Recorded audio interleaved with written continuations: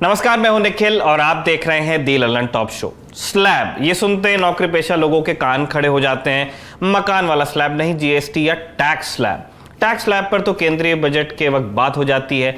GST का slab नियमित रूप से आता रहता है, इसलिए उसकी बात भी होती है। हाल ही में भी आया है, जिसके बाद ये बहस चल रही है कि रोजमर्रा का सामान महंगा क्यों किया गया। विपक्ष प्रहार कर रहा है, सरकार बचाव कर रही है, जनता कंफ्यूज हो रही है कि कौन सही है कौन गलत। एक और कंफ्यूजन है कि रुपया कमजोर हो रहा है या डॉलर मजबूत हो रहा है। सारे कंफ्यूजन दूर करेंगे आज दिन की बड़ी खबर में, लेकिन पहले आप दिन का वीडियो देख लीजिए।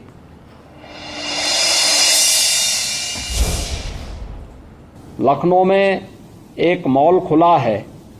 वह मॉल अपने व्यावसायिक प्रतिष्ठान को लेकर काम कर रहा है और उसको लेकर के राजनीति का अड्डा बनाना, अनावश्यक बयानबाजी जारी करना और उसके नाम पर फिर सड़कों पे प्रदर्शन करके लोगों के आवागमन को बाधित करना और बार बार लखनऊ के प्रशासन से कहा गया सबके बावजूद भी अराजकता पैदा करने और सांप्रदायिक विद्वेष की स्थिति पैदा करने का जो कुत्सित प्रयास हो रहा है, यहाँ पे लखनऊ प्रशासन को बहुत गंभीरता से इसको लेना चाहिए। इस प्रकार की किसी भी शरारत को स्वीकार नहीं करना चाहिए। सख्ती से ऐसे तत्वों से निपटना चाहिए जो अनावश्यक मामलों को बढ़ावा देकर के माहौल खराब करने का प्रयास करते हैं। बहुत सारे माध्यम हैं, अगर किसी को सूचना लेनी है वे सूचनाएं उन लोगों से जाके ले सकते हैं, लेकिन कोई हस्तक्षेप करके आवागमन को बाधित करेगा। मैंने पहले कहा कि सड़कों पर या पूजा के लिए या किसी भी अन्य कार्यक्रम के लिए कोई जगह नहीं होनी चाहिए और इसको किसी भी प्रकार की अनुमति नहीं दी जानी चाहिए। जो शासन ने पहले से व्यवस्था बनाई है उसको हम सख्ती से लागू करें, इन चीजों को तय करें। ये योगी आदित्यनाथ हैं, उत्तर प्रदेश के मुख्यमंत्री, बता रहे हैं कि लखनऊ में एक मॉल खुला जिसके बाद अनावश्यक बयानबाजी और प्रदर्शन करके सांप्रदायिक विद्वेष पैदा करने की कोशिश की गई है। सीएम ने लखनऊ प्रशासन को निर्देश दिया कि ऐसे लोगों पर सख्त कार्रवाई की जाए, जो कि दिन में हुई भी। आइए आपको बताते हैं कि सीएम किन की बात कर रहे थे और क्या बात कर रहे थे। 10 जुलाई को लखनऊ में लुलु मॉल का उद्घाटन हुआ। इसके प्रमोटर हैं संयुक्त अरब अमीरात का लुलु ग्रुप। लुलु ग्रुप के मालिक हैं भारतवंशी यूसुफ अली एमए। लुलु समूह ने उत्तर प्रदेश में तकरीबन 2,500 करोड़ का निवेश किया है। तो जब मॉल का उद्घाटन हुआ तो यूसुफ के साथ साथ यूपी के मुख्यमंत्री योगी भी उद्घाटन कार्यक्रम में शरीक हुए। 12 जुलाई की रात को एक वीडियो वायरल होता है जिसमें कुछ लोग लुलु मॉल के अंदर नमाज पढ़ते दिखाई देते हैं। इसके बाद लुलु मॉल निशाने पर ले लिया जाता है। सोशल मीडिया पर मीम बनाकर पूछा जाने लगा कि लुलु मॉल है या मस्जिद। अखिल भारतीय हिंदू महासभा ने धमकी दी कि अगर नमाज की अनुमति मिली तो वो सुंदर कांड भी पढ़ना चाहेंगे। इसके बाद लुलु मॉल के बायकॉट की बात भी कही गई। 14 जुलाई को स्थानीय पुलिस थाने में घटना के संबंध में मॉल प्रशासन द्वारा एफआईआर दर्ज कराई गई। स्थानीय प्रशासन ने साफ किया कि नमाज पढ़ने वालों में मॉल का कोई कर्मचारी या अधिकारी शामिल नहीं था। लुलु मॉल ने एक बयान जारी करके भी कहा कि मॉल एक व्यावसायिक प्रतिष्ठान है और वहां काम करने वाले 80% लोग हिंदू ही हैं। लेकिन जैसे जैसे वीडियो वायरल हुआ, हिंदू संगठनों ने मॉल के बाहर प्रदर्शन जारी रखा। 15 जुलाई को हिंदू समाज पार्टी के 3 लोगों को मॉल परिसर में सुंदरकांड पढ़ने की कोशिश करते हुए हिरासत में लिया गया। 16 जुलाई को जब करणी सेना के लोगों ने मॉल में घुसकर चालीसा पढ़नी शुरू की तो पुलिस ने उन्हें तुरंत गिरफ्तार किया। 15 और लोगों को हिरासत में भी लिया गया। आज सीएम ने खुद बयान जारी करके साफ किया है कि अनावश्यक बयानबाजी और प्रदर्शन की अनुमति नहीं दी जाएगी। लखनऊ पुलिस 4 संदिग्धों को भी गिरफ्तार किया है। उसने ऐसी जानकारी है जिन पर मॉल में घुसकर नमाज पढ़ने का आरोप है। पुलिस ने यह भी साफ किया है कि नमाज पढ़ने के आरोपी गैर मुस्लिम नहीं थे। इनके नाम भी जारी कर दिए गए हैं, चारों मुसलमान हैं। मॉल प्रशासन ने भी परिसर में जगह जगह नोटिस लगा दिए हैं कि धार्मिक प्रार्थना की अनुमति मॉल में नहीं दी जाएगी। लेकिन मुख्यमंत्री की सख्त चेतावनी शायद परमहंस दास तक नहीं पहुंची। इन्हें आगरा वाले अच्छे से जानते हैं। परमहंस दास समय समय पर ताजमहल को तेजो महल बता चुके हैं। वहां पूजा करने की मांग को लेकर आगरा प्रशासन और भारतीय पुरातत्व सर्वेक्षण के अधिकारियों के साथ उलझ भी चुके हैं। परमहंस लुलु मॉल के बाहर भी पहुंचे थे, लेकिन लखनऊ प्रशासन ने इन्हें मॉल में नहीं घुसने दिया। अब चलते हैं दिन की सुर्खियों की तरफ। पहली सुर्खी बनी है नूपुर शर्मा को सुप्रीम कोर्ट से मिली राहत से। पैगंबर मोहम्मद पर टिप्पणी को लेकर देश के अलग अलग हिस्सों में एफआईआर दर्ज हुई थी इनके खिलाफ। नूपुर इनसे राहत के लिए सुप्रीम कोर्ट पहुंची थी, चाहती थी कि मामले क्लब करके दिल्ली ले जाएं। 1 जुलाई को न्यायालय ने नूपुर पर बेहद सख्त टिप्पणी की थी, जिसके बारे में हमने आपको बताया भी था। आज उसी बेंच ने सुनवाई करते हुए आदेश दिया कि अगली सुनवाई तक नूपुर के खिलाफ दंडात्मक कार्रवाई न की जाए। न्यायालय ने केंद्र, दिल्ली, पश्चिम बंगाल और महाराष्ट्र की सरकारों को नोटिस भी जारी कर दिया है। अगली सुनवाई होगी 10 अगस्त को, तभी तक राहत भी रहेगी। सुप्रीम कोर्ट से जुड़ा एक और अपडेट यह है कि न्यायालय ने अग्निपथ योजना को लेकर लगाई गई याचिकाओं को दिल्ली उच्च न्यायालय भेज दिया है। दूसरी सुर्खी बिहार के सीतामढ़ी से है। 15 जुलाई को यहां 23 वर्षीय अंकित झा को कुछ लोगों ने चाकू मार दिया। इसके बाद जख्मी अंकित को अस्पताल में भर्ती कराया गया, जहां उसकी स्थिति अब खतरे से बाहर बताई जा रही है। अंकित ने कहा कि वो व्हाट्सएप पर नूपुर शर्मा का वीडियो देख रहा था, जिसके बाद उसे चाकू मारा गया। वैसे सीतामढ़ी एसपी हरकिशोर राय ने प्रेस से कहा है कि घटना में सांप्रदायिक एंगल नहीं मिला और एफआईआर में नामित 4 लोगों को गिरफ्तार भी किया गया। वैसे समाचार एजेंसी पीटीआई के मुताबिक प्रेस के एक हिस्से ने यह भी लिखा है कि तहरीर तभी ली गई जब उसमें नूपुर शर्मा वाली बात को हटाया गया। ये जानकारी भी मिली है कि घटना में शामिल सभी लोग एक दूसरे को जानते हैं। वो मिलकर सड़क किनारे धूम्रपान कर रहे थे और जब ये घटना हुई तब यही सब चल रहा था। इसी बीच राजस्थान से खबर यह है कि वहां एक ऐसे पाकिस्तानी शख्स की गिरफ्तारी हुई है जो नूपुर शर्मा की हत्या के मकसद से भारत आया था।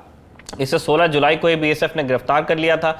इसका नाम रिजवान अशरफ बताया जा रहा है और पाकिस्तान के उत्तर पंजाब में मंडी बहाउद्दीन का यह रहने वाला है। रिजवान के पास धार्मिक किताबें और एक चाकू बरामद हुआ है। तीसरी सुर्खी हरियाणा के नूह से है। यहां डीएसपी तावरू सुरेंद्र सिंह बिश्नोई को ट्रक से कुचलकर मार डाला गया। इंडिया टुडे की खबर के मुताबिक डीएसपी सिंह अवैध खनन की जांच कर रहे थे। इसके लिए वो ताउड़ू पहाड़ी पर छापा मारने पहुंचे थे। वो अपने आधिकारिक वाहन के बगल में खड़े थे, साथ में गनर भी था, ड्राइवर भी था। जब उन्होंने एक डंपर आता हुआ देखा, पुलिस को संदेह है कि डंपर पर अवैध खनन वाले उपकरण लदे हुए थे। डीएसपी ने डंपर को रुकने का इशारा किया, लेकिन डंपर उन्हें कुचलता हुआ आगे बढ़ गया।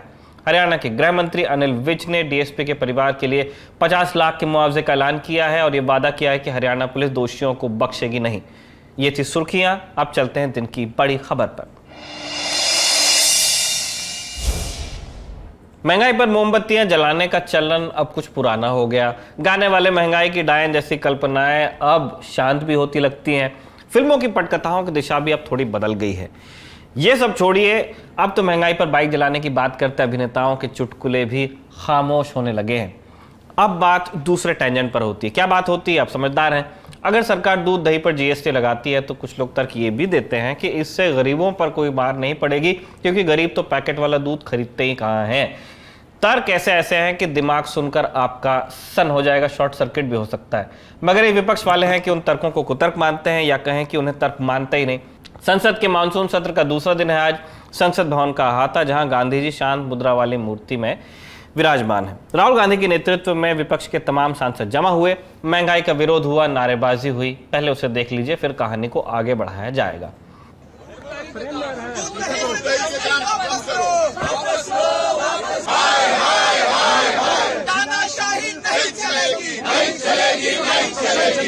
राहुल गांधी के लिए नहीं चलेगी, नहीं चलेगी, नहीं चलेगी, नहीं चलेगी, नहीं चलेगी, नहीं चलेगी। प्रधानमंत्री जवाब दो, जवाब दो, जवाब तुमको देना होगा, देना होगा, देना होगा। जवाब तुमसे लेकर रहेंगे। दरअसल हुआ ये कि 2 दिन पहले केंद्र सरकार ने जीएसटी स्लैब में रिवीजन किया। केंद्र सरकार की सूचना के अनुसार 18 जुलाई से प्री पैक्ड प्रोडक्ट्स पर 5% का जीएसटी वसूल किया जाएगा। नए नियम के तहत सभी कंपनियों ने अपने प्रोडक्ट के रेट भी बढ़ा दिए हैं। उनसे कहा गया है कि अब वो एमआरपी में 5% जीएसटी को जोड़कर चले, जिससे अब दूध, दही, छाछ, पनीर, लस्सी, शहद, सूखा मखाना, सूखा सोयाबीन, मटर जैसे पैक्ड आइटम्स पर 5% जीएसटी सरकार लेने लगी है। इसके बाद इन सारे प्रोडक्ट्स के दाम बढ़ गए। गांव में लोग आसपास की दुकानों से दूध दही ले लेते हैं, चक्की पर आटा पिसवा लेते हैं, लेकिन शहरों में पैकेट वाले दूध दही आटे पर निर्भरता ज्यादा है। मैदा, सूजी भी अब सब कुछ पैकेट में मिलता है। लोग खुले से ज्यादा पैकेट वाले को तरजीह देते हैं, क्योंकि उन्हें ऐसा लगता है कि ये ज्यादा शुद्ध और साफ होगा। मतलब उन्हें महंगाई के सूरज की सीधी किरणें झेलनी है। अब इसी के खिलाफ आज विपक्ष ने विरोध प्रदर्शन किया। दिल्ली में पेट्रोलियम मंत्रालय के बाहर यूथ कांग्रेस ने भी विरोध प्रदर्शन दर्ज किया। राहुल गांधी ने ट्वीट करके लिखा कि रुपया पहुंचा 80 पार, गैस वाले मांगे ₹1000। जून में 1.3 करोड़ बेरोजगार, अनाज पर भी जीएसटी का भार। जनता के मुद्दे उठाने से हमें कोई नहीं रोक सकता। राहुल गांधी की बात है, सरकार को जवाब देना ही पड़ेगा। संसद में चर्चा और सवालों से भागना सबसे असंसदीय है प्रधानमंत्री जी, यहां राहुल की बात खत्म होती है। सुनिए विपक्ष के नेताओं का इस पर और क्या कहना है। जो प्राइस राइज के ऊपर एजिटेशन हो रहा है, इन्फ्लेशन के ऊपर हो रहा है, और जो अन्याय छोटे मोटे चीजों पे है, जो दूध है, दही है, पनीर है, ये ऐसे चीजों पे रोजमर्रा चीजें हैं, एसेंशियल कमोडिटीज है, इस पे जो टैक्स, जीएसटी टैक्स उन्होंने लगाया है, उसके बारे में हम अंदर जाकर अपनी बात भी रखेंगे और लड़ेंगे। सवाल जीएसटी का नहीं, सवाल महंगाई का है। आप आटा, दाल, चावल, बच्चों के दूध, आम आदमी का दही और लस्सी, और तो छोड़िए बैंकों की चेकबुक, मोदी जी के पास कुछ बचा नहीं। तो जो घर में सबसे गरीब उसी को लगा के लूट लो उसका और पहुंचा दो, हम दो हमारे दो की झोली में। अब बच्चों को दूध नहीं मिल पा रहा, इतना महंगा हो गया। पहले ही महंगाई आसमान को छू रही थी, पहले ही लोग गाने लगे थे कि महंगाई डायन मारे जाते हैं। अब देखिए आप, जो भी पैकेज है, चाहे दूध हो, चाहे दही हो, चाहे तेल हो, चाहे पानी हो, कुछ भी हो, एवरीथिंग इज अंडर जीएसटी। 5% बढ़ा दी खाने पीने, जब ये भूख को मार डालेंगे इस तरीके से, तो अब इससे ज्यादा क्या। जब आदमी भूख को मरने की नौबत आ जाए तो प्रायोरिटी तो वही है। फैसले को आम जनता पर महंगाई की मार बता करके पेश किया जा रहा है, जबकि बीजेपी की तरफ से तर्क ये दिया जा रहा है कि जीएसटी पर फैसला केंद्र सरकार ने नहीं किया, जीएसटी काउंसिल ने किया है, जिसमें सभी राज्यों के वित्त मंत्री होते हैं, विपक्षी राज्यों के भी। फैसला आम सहमति से लिया जाता है तो विपक्षी विरोध क्यों दर्ज करा रहा है जब वो जीएसटी काउंसिल में नहीं बोला। मोदी सरकार में मंत्री रहे प्रकाश जावड़ेकर ने तो ट्वीट करके ये लिख दिया कि जीएसटी काउंसिल में सभी पार्टियों की सरकारों के वित्त मंत्रियों ने नए जीएसटी दर पर सहमति जताई थी। बैठक में सहमति देने वाले विपक्षी दल अब बाहर आकर इसका विरोध कर रहे हैं। हताश विपक्ष की यह नकारात्मक राजनीति जनता भली भांति समझती है। सुनिए और क्या कहा गया सरकार की तरफ से। कि विपक्ष का काम है विरोध करना, वो चाहे जितनी अच्छी बात हो उसका विरोध करते हैं। इसके पहले जीएसटी जब नहीं थी तो तमाम विभिन्न प्रकार के टैक्स लगते थे। अब एक टैक्स हो गया और उसको अगर रिव्यू किया गया है तो ज़रूरत के हिसाब से रिव्यू किया गया है। विपक्ष को इन चीज़ों को समझना चाहिए, वो समझने के बजाय अच्छे कामों का भी वो विरोध करने का काम करते हैं, और इसीलिए जो है विपक्ष की बातों को जनता पसंद नहीं करती, इसीलिए लगातार उनका वोट का परसेंटेज घट रहा है। मोदी सरकार में शहरी विकास राज्य मंत्री कौशल किशोर का कहना है कि विपक्ष सरकार के हर अच्छे काम का विरोध करता है। समय की जरूरत के हिसाब से कुछ अच्छा काम हुआ है, माने जो जीएसटी का स्लैब रिवाइज किया गया है वो अच्छा है, फिर विपक्ष विरोध कर रहा है, इसीलिए उसको वोट नहीं मिलता है। मंत्री जी की बात गलत नहीं है, विपक्ष को वोट मिल नहीं रहा है, महंगाई जैसे मुद्दों पर तो कतई नहीं मिल रहा है। अब सब वोटों के आधार पर तय होता है और न ही विपक्ष न ही महंगाई उस पैमाने पर खरे ही उतर पा रहे हैं। विपक्ष बार बार प्रधानमंत्री मोदी के पुराने बयानों को ट्विटर पर वायरल कराता है, बताने की कोशिश करता है कि कैसे वो कभी महंगाई पर कांग्रेस सरकार को घेरा करते थे। मगर अब सरकार के मंत्री के बयान का लबुलवा आप समझें तो यही है कि अगर कुछ महंगा हुआ है तो कुछ सोच समझ कर ही हुआ होगा। अब इस अच्छे के बाद होगा ये कि घरेलू इस्तेमाल की चीजें कुछ महंगी हो जाएंगी। 25 किलो चावल जो पहले 1300 रुपए के करीब मिलता था अब 1365 में मिलेगा। 20 किलो आटे का बैग जो 600 रुपये मिलता था 630 रुपये का होगा। 80 रुपये वाला मैदा 85 में मिलेगा। 60 रुपये वाला दूध 63 में। 100 रुपये वाली दाल 105 रुपये में मिलेगी। सनद रहे कि सिर्फ प्री पैक्ड वस्तुओं पर ही कर लगाया गया है जीएसटी। खुले में मिलने वाले उत्पादों पर कोई जीएसटी नहीं है। जो पैकेट में है उसकी जितनी ज्यादा मात्रा होगी उतना रुपया और उतने पर ही 5% की जीएसटी होगी। कुल मिलाकर अच्छा ये हुआ है कि सब कुछ महंगा हुआ है, किसी भी उत्पाद के साथ भेदभाव नहीं किया गया है। वैसे यहाँ दो बातें हम आपको दर्ज कराना चाहते हैं। पहली चीज़ ये कि जीएसटी का जब रिवीजन हुआ तो उसमें यह भी था कि 25 किलो से ज़्यादा क्वांटिटी होगी उस पर ये जीएसटी का नया स्लैब लागू नहीं होगा। दूसरी बात यह है कि कई कंपनीज ने जीएसटी आने के पहले अपने से भी रेट्स रिवाइज किए हैं, तो वो दोनों चीज़ें कंपाउंड हुई हैं। विपक्ष इस अच्छे काम का विरोध कर रहा है और घर चलाने वाली महिलाएं भी इस अच्छे काम को हजम नहीं कर पा रही हैं। उनके मुख से उनकी प्रतिक्रिया सुन लीजिए। सरकार को जो है जो रोजमर्रा की जो चीजें हैं इन पे जीएसटी नहीं लगानी चाहिए, क्योंकि ऑलरेडी जो है हम सब लोगों का हमसे ज्यादा जो अंडर प्रिविलेज्ड लोग हैं, जो मिडिल क्लास है, उनकी आर्थिक स्थिति पहले से ही बहुत ज़्यादा खराब है। लोगों की नौकरी छुटी हुई है, लोग गांव से आए हैं, उनको काम नहीं मिल रहा है, बच्चे जो है घर में बैठे हुए हैं, उनका एडमिशन नहीं हो रहा है, तो ऑलरेडी बहुत ज़्यादा कंडीशन बहुत ख़राब है। तो सरकार को जो है कम से कम ये जो रोज़ की जो चीज़ें हैं इनका रेट, इन पर GST नहीं लगानी चाहिए। देखिए, ऑलरेडी कोरोना के बाद लोगों की जॉब्स गई हैं, लोगों को ऑलरेडी दिक्कत हो रही है, 3 साल से हाइक नहीं हुआ है, महंगाई कंटिन्यूटी में बढ़ रही है, उसके ऊपर ये GST की मार एक आम आदमी के लिए बहुत प्रॉब्लम है। Middle class already income tax के स्लैब्स जो दे रहा है, पूरी कंट्री को वही एक तरीके से पाल रहा है, उसके ऊपर आप और बर्डन डालते हैं, क्योंकि एक मिडिल क्लास ही है जो पैक्ड फूड लेता है, मिडिल क्लास ही है जो शहरों में रह रहा है, जो दुकानों से ऑनलाइन सामान खरीदता है। तो आप पहले अपना टैक्सेशन कम से कम 10 to 20% जिनका स्लैब है वो भरेंगे, उसके बाद जो उसके नीचे आते हैं उनकी तो वैसे हालत ख़राब है, उसके बाद कम से कम 5% तो आपका वैसे बढ़ गया एसेंशियल आइटम्स पे। तो सरकार से गुजारिश है कम से कम एसेंशियल आइटम्स को छोड़ दें, ये रिक्वेस्ट कर रहे हैं हम लोग, नहीं तो बहुत दिक्कत होगी, बहुत सारी चीज़ें छोड़नी पड़ेंगी। कोई कहता है कि अगर ऐसे ही चला तो कुछ चीज़ें खाना छोड़ना पड़ेगा। कोई उम्मीद भरी निगाहों से इल्तिजा करता है कि सरकार को ये GST वापस लेनी चाहिए। सरकार अपने इस फैसले के जरिए अपनी आर्थिक स्थिति को मजबूत करना चाहती है और सब जानते हैं कि सरकार अपने फैसले जल्दी वापस नहीं लेती। GST से उत्तर एक और मुद्दा है जो महंगाई से जुड़ा है, रुपए की कीमत का गिरना, जिस पर हो रही चर्चा भी ट्विटर जैसे प्लेटफॉर्म तक सीमित रह गई है। अब वो दौर नहीं जब रुपए के पतले होने पर कोई व्यथा व्यक्त की जाती हो। आम आदमी को वैसे भी इकोनॉमिक्स का गणित कम ही समझ में आता है, तब तक जब तक कि कोई नेता ना समझाए। आज़ादी के अमृत महोत्सव के दौरान इतिहास में अब पहला मौका आ गया है जब $1 के लिए देशवासियों को 80 रुपये से भी ज़्यादा की रकम देनी होगी। समाचार एजेंसी ब्लूमबर्ग के मुताबिक मंगलवार 19 जुलाई को शुरुआती कारोबार में $1 के मुकाबले भारतीय रुपया 80 रुपये 06 तक पहुंच गया। आप कहेंगे कि रुपया पतला हो गया या मोटा हो गया है डॉलर, तो जवाब यह है कि रुपए की गिरावट से न सिर्फ मिडिल क्लास की मुश्किलें और बढ़ने वाली हैं, बल्कि इससे देश की आर्थिक तकदीर पर भी बड़ा असर पड़ेगा। उदाहरण के लिए रुपए की कमजोरी से हमें इंपोर्ट के लिए ज़्यादा कीमत चुकानी पड़ेगी। ऑब्वियस है, ज़्यादा पैसा देंगे कम डॉलर आएगा। आयात महंगा होने से लोगों को खाने पीने की चीज़ों से लेकर रोज़मर्रा की ज़रूरत के लिए ज़्यादा कीमत चुकानी पड़ेगी। जाहिर है इससे महंगाई और बढ़ सकती है, जिससे आपकी जेब पिचक भी सकती है। इसके अलावा गिरता रुपया देश की अर्थव्यवस्था में भी घाव करेगा, सो अलग। अब जरा ये समझते हैं कि मोदी सरकार के पहले कार्यकाल से लेकर अब तक रुपए की चाल कैसी रही। आंकड़ों के मुताबिक मोदी सरकार जब पहली बार सत्ता में आई थी 2014 में, उसके करीब 5-6 महीने बाद से अब तक रुपए में भारी गिरावट दर्ज हुई है। इस बात की तस्दीक खुद देश की वित्त मंत्री ने संसद में की।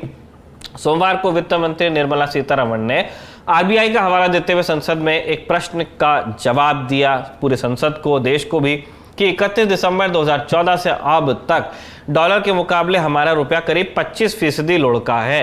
लिखित जवाब में वित्त मंत्री ने रिजर्व बैंक के आंकड़ों का हवाला देते हुए कहा कि 2014 में डॉलर के मुकाबले रुपए की विनिमय दर 63.33 रुपए प्रति डॉलर थी।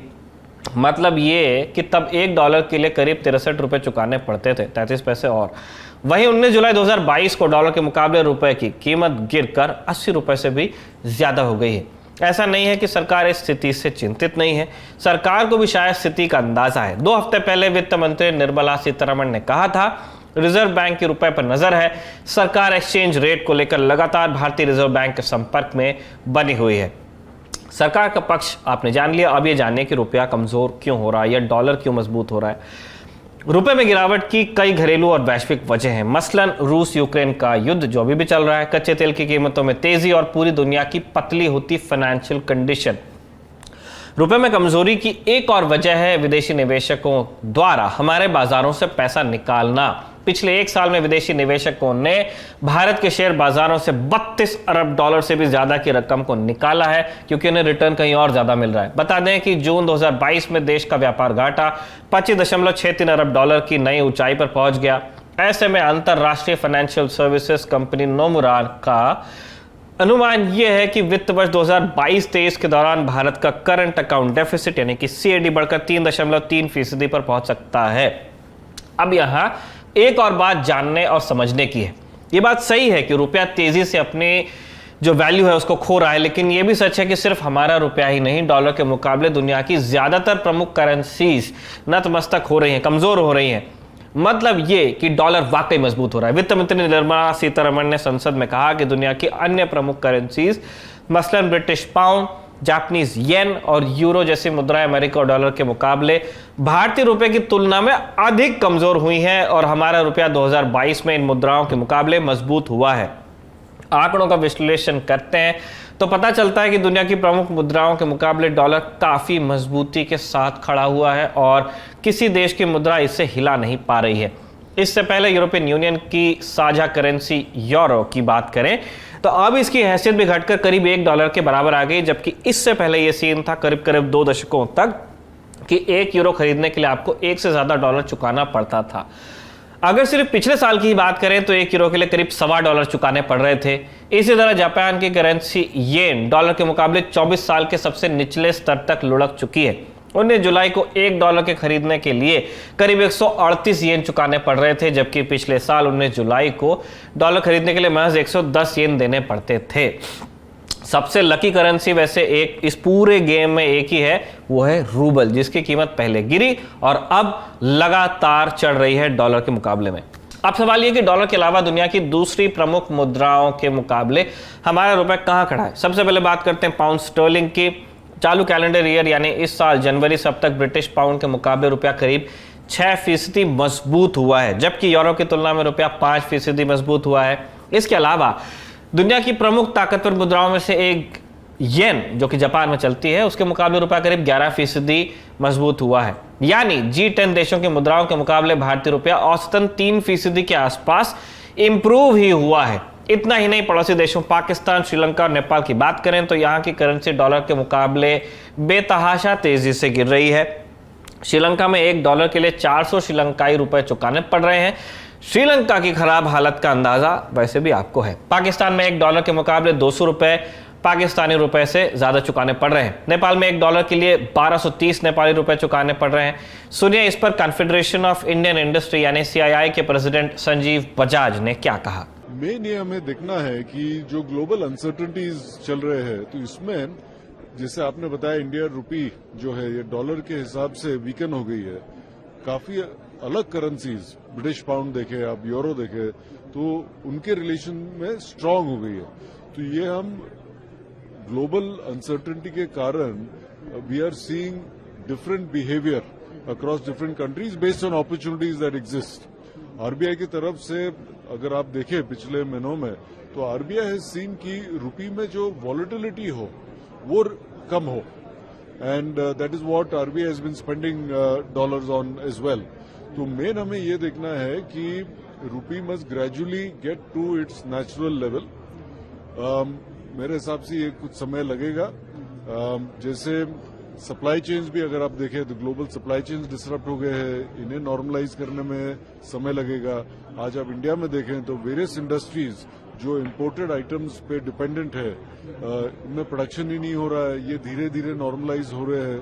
तो इसके ये जैसे सब सेटल डाउन होंगे फिर उसके हिसाब से रुपी will get it's natural level. But the main thing is कि रुपी 75 हो या 80 हो इसमें वरी कम है, ग्रेजुअली होने चाहिए जैसे कि Indian industry whether your exporter और your importer get time to adjust to. Expert और हमारे रिसर्च के नतीजे बताते हैं कि सिर्फ रुपया ही नहीं, दुनिया की ज्यादातर प्रमुख मुद्राएं डॉलर के मुकाबले लड़खड़ा रही हैं। वहीं डॉलर के अलावा भारतीय रुपया, ब्रिटिश पाउंड, यूरो और येन समेत कई प्रमुख करेंसीज के मुकाबले सीना तान कर खड़ा दिखता है। ICICI बैंक में ग्लोबल ट्रेडिंग के प्रमुख बी प्रसन्ना ने इकोनॉमिक टाइम्स से कहा है कि अमेरिकी डॉलर के मुकाबले रुपए में गिरावट सिर्फ भारत की समस्या नहीं है, मुख्य रूप से विकसित अर्थव्यवस्थाओं के मुकाबले डॉलर की ताकत की ये कहानी है। इसका अंदाजा आप इस तरह से लगा सकते हैं कि इस साल डॉलर इंडेक्स 12% चढ़ा है। रुपए की कीमत जब भी गिरती है कारण कहीं ना कहीं अंतर्राष्ट्रीय ही होते हैं, मगर विपक्ष में रहते हुए बीजेपी भी इस पर राजनीति करती थी। अब विपक्ष बीजेपी के खिलाफ भी यही काम कर रहा है।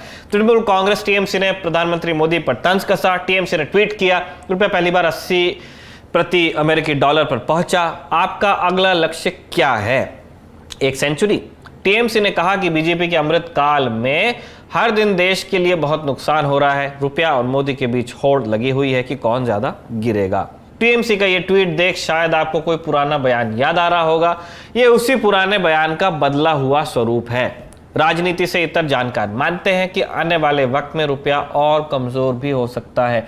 एलकेपी सिक्योरिटीज के VP research analyst Jatin Trivedi ने बिजनेस टुडे से कहा है, आरबीआई की तरफ से हस्तक्षेप न होने से रुपया और कमजोर हो सकता है। ऐसे में रुपए की कमजोरी तब तक जारी रह सकती है जब तक ये 79.25 रुपए 25 पैसे के नीचे ट्रेड नहीं करता। शॉर्ट टर्म में ये 80 रुपए 50 पैसे और 80 रुपए 75 पैसे तक का स्तर भी दिखा सकता है। पिछले कुछ माह में भारत से करोड़ों डॉलर का निवेश वापस गया है, जिसका नतीजा है कि मुद्रा बाजार में डॉलर की सप्लाई की कमी हुई है। ऐसा क्यों हुआ, इसके लिए हम अलग से ललन टॉप शो फिर कभी कर सकते हैं। मोटा माटी आप ये समझ लीजिए कि भारत में महंगाई बढ़ी तो नतीजा ये हुआ कि विदेशी निवेशकों ने, खास तौर पर उन विदेशी कंपनियों ने, व्यक्तियों ने जिन्होंने भारत में पैसा लगाया था, वो इसे यहां से निकालकर अमेरिका ले जाने लगे, क्योंकि उन्हें लगता है कि वहां उनका पैसा अधिक सुरक्षित रहेगा, ज्यादा रिटर्न उनको मिलेगा। अब कहा जा रहा है कि आने वाले दिनों में अमेरिकी केंद्रीय बैंक ब्याज दरों में और बढ़ोतरी कर रहा है, यानी आपको $1 के बदले और अधिक रुपए देने पड़ सकते हैं। भारत जैसे देश में जरूरी सामान मसलन कच्चा तेल, गैस वगैरह बड़े पैमाने पर विदेश से आयात किए जाते हैं। इसके अलावा इलेक्ट्रॉनिक्स और सैन्य उपकरण का सौदा भी अधिकतर US डॉलर्स में ही होता है। तो भारत को डॉलर की हमेशा ज़रूरत रहती है, रहेगी भी। अगर इन सामानों की मांग अधिक हो जाती है तो इनकी कीमत अंतर्राष्ट्रीय बाजार में बढ़ जाती है और भारत को इनके आयात के लिए अधिक रुपए देने पड़ते हैं, जिसके कारण पेट्रोल डीजल के रेट में बढ़ोतरी भी होती है। माल ढुलाई, कारखाना चलाने में अधिक महंगे तेल गैस का इस्तेमाल होता है और महंगाई बढ़ने लगती है। तो ये था आज का दी ललन टॉप शो। आपसे मुलाकात होगी अगले एपिसोड में। तब तक अपना ध्यान रहिए, स्वस्थ रहिए, मस्त रहिए।